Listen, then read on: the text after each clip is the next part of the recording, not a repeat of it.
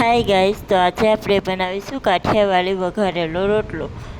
તો આપણે પેનમાં તેલ લઈશું 2 પાવડા જેટલું.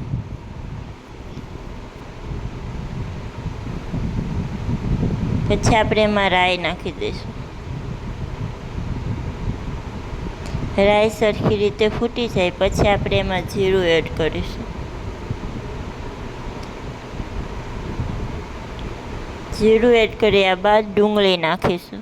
ડુંગળી ગોલ્ડન બ્રાઉન થઈ જાય ત્યાં સુધી એને પકાવવા દઈશું.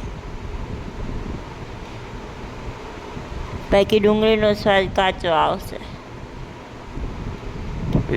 લસણ મરચાંની પેસ્ટ એડ કરી દઈશું.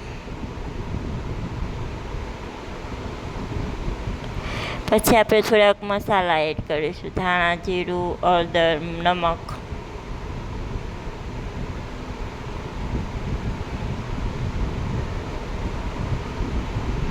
પછી આપણે થોડોક એક્સ્ટ્રા સ્પાઇસી માટે ગરમ મસાલો નાખીશું. તમે કોઈ પણ ગરમ મસાલો નાખી શકો છો.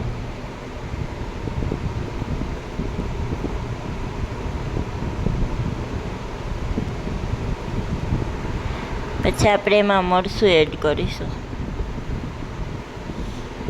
મરચું નાખવા ટાણે ફ્લેમ ધીમી રાખવી, બાકી દાજી જશે. પછી લાસ્ટમાં આપણે છાશ નાખી દઈશું. છાશ વગર તો વઘાર્યો રોટલો અધૂરો છે. છાશમાં એક બોઇલ આવી જાય પછી આપણે એમાં રોટલો એડ કરીશું